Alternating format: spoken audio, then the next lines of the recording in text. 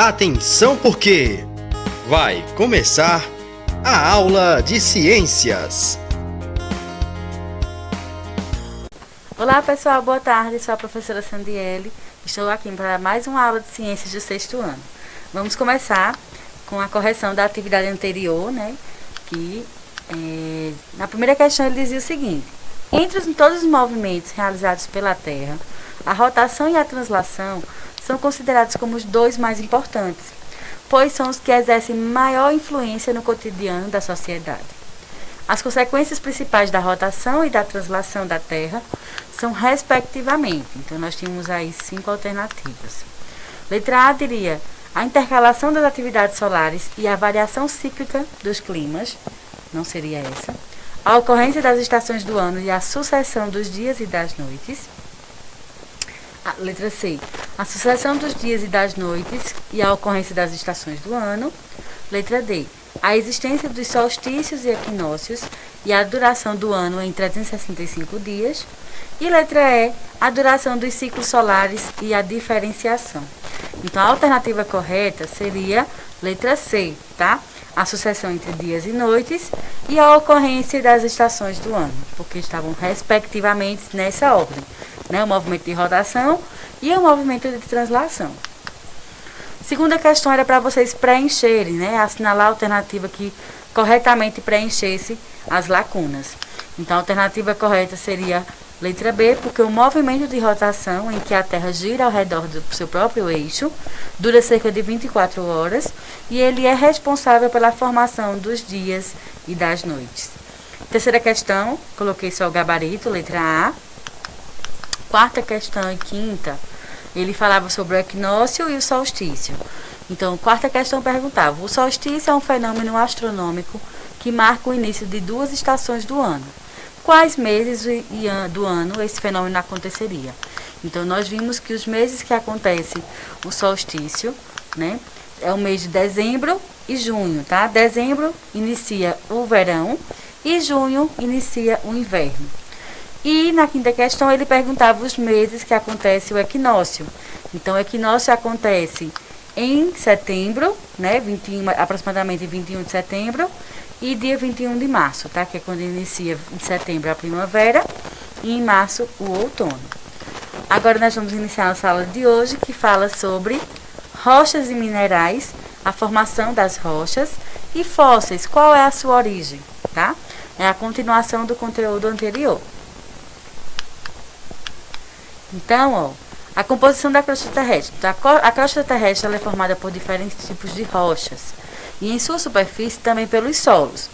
Em algumas partes da superfície do planeta, ela não é visível porque ela está coberta por água, por vegetação ou construções humanas, como as cidades. As rochas e os minerais, como por exemplo o ouro, o diamante, eles fazem parte, nos fazem lembrar das joias valiosas. O ferro e o chumbo, por sua vez, eles podem nos lembrar da indústria e dos seus equipamentos. Então, tanto as rochas quanto esses tipos de rochas quanto esses tipos de minerais são exemplos de minerais, tá? Então, os minerais, em sua maioria, eles são materiais sólidos que compõem as rochas. Embora existam muitos tipos de rochas, todas são compostas de minerais. Poucas delas são formadas por um único mineral, como é o caso do calcário, e rochas também podem ser compostas somente de calcita.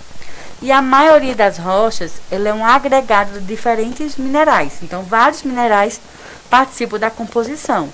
Por exemplo, o granito, que é o principal componente dele, são 3 minerais: o quartzo, o feldspato e a mica, tá?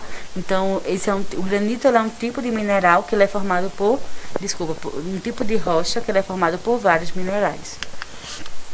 Então, aí nós temos um exemplo da falésia em Torres, lá no litoral do Rio Grande do Sul. Essa fotografia foi retirada em 2015. E, embora nem sempre seja visível, as rochas elas influenciam toda a superfície terrestre, certo? A gente viu, em alguma aula anterior, falando sobre as placas tectônicas, que são placas litosféricas formadas por rochas que está dentro da nossa superfície terrestre.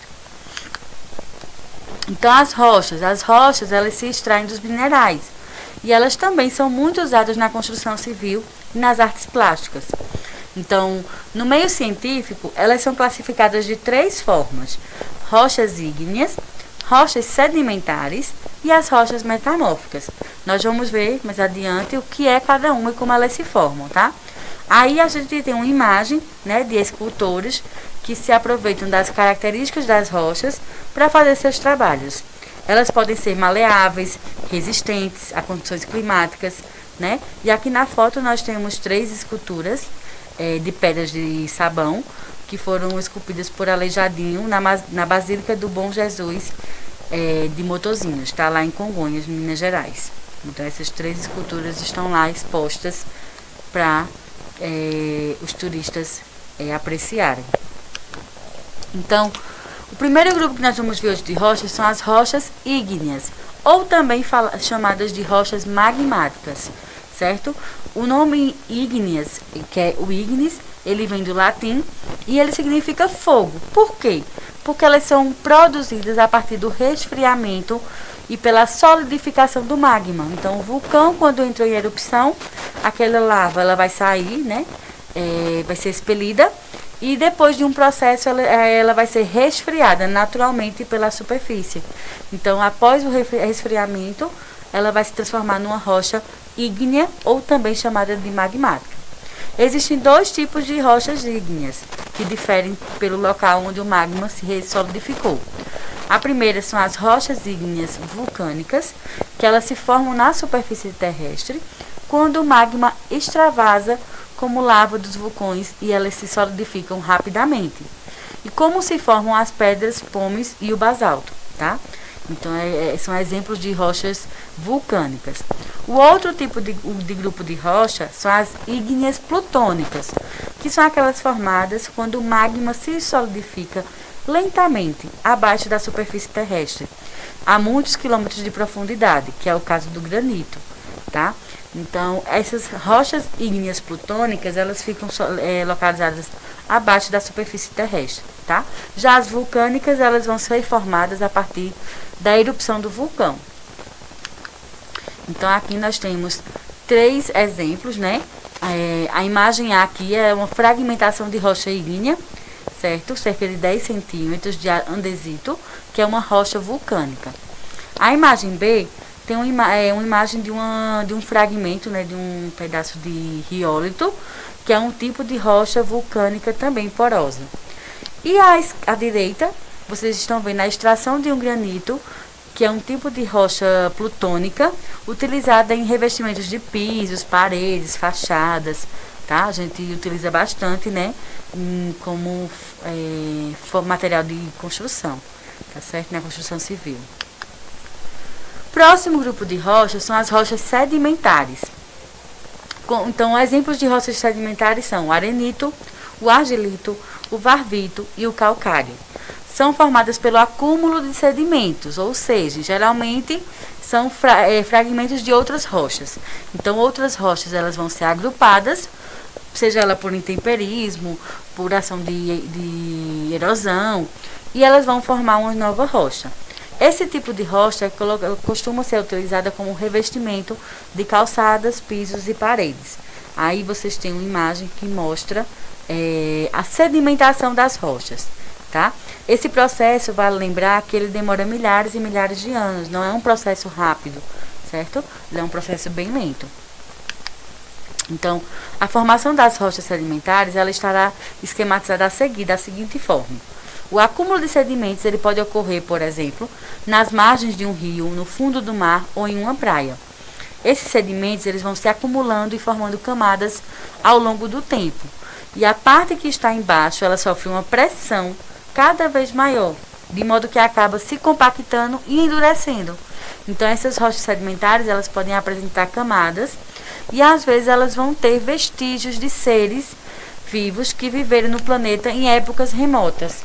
Então, como, por exemplo, os fósseis, né, que a gente vai ver agora como eles são formados, o que são os fósseis. Então, aqui a gente tem um exemplo de processo de sedimentação de novas rochas, tá certo? Então, aqui no fundo do mar, a gente sabe que existe muita terra, muita pedra, muita areia. E essa terra, ela vai se sedimentando, se compactando. Então, a partir da pressão que ela vai sofrendo, né, ela vai formando novas rochas e acumulando novos sedimentos, tá? Então é dessa forma que as rochas sedimentares elas são formadas. Lembrando que demora milhares e milhares de anos para que elas se formem, tá certo? Então aqui nós temos um exemplo, ó, das rochas sedimentares lá no Parque Ecológico do Varvito, lá em Itu, São Paulo, certo? Então esse aqui dá para ver bem detalhadozinho, né? Toda a sedimentação, todo o processo de pressão que eles sofrem para ser formado, tá? E nessa formação, nessa pressão, se existirem animais nesse solo, né, nessa terra que foi prensada e formada uma nova rocha, então eles vão ser chamados de fósseis. Então, o que são fósseis? São restos ou vestígios de seres vivos que habitaram a terra em períodos geológicos anteriores. Então, os restos de fósseis são partes de animais ou plantas, como um osso ou algum membro ou resto orgânico que ficou bem preservado. Então, aqui a gente está vendo um fóssil de um peixe, tá? Que foi encontrado lá nas rochas sedimentares. Então, geralmente, todos aqueles fósseis que foram encontrados de dinossauros, então, todos eles foram encontrados em rochas sedimentares. E, por fim, o último grupo de rocha, que é as rochas metamórficas. Então, as rochas metamórficas, como o próprio nome já induz, são rochas formadas pela transformação de qualquer tipo de rocha. Então, tanto as rochas magmáticas quanto as sedimentares podem se transformar a longo prazo numa rocha metamórfica. Então, essas transformações acontecem quando, em partes profundas da crosta terrestre, as rochas elas são submetidas a altas pressões, temperaturas que vão afetar a sua estrutura. Então, vão transformar essas rochas em novas rochas.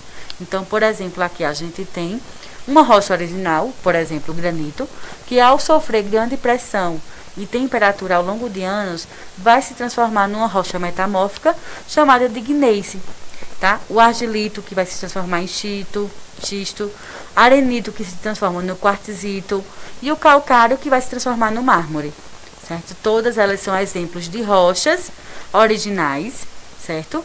Que se transformaram em rochas metamórficas ao longo de milhares e milhares de anos. Então, desde o início da formação da Terra, as rochas elas vêm passando por transformações.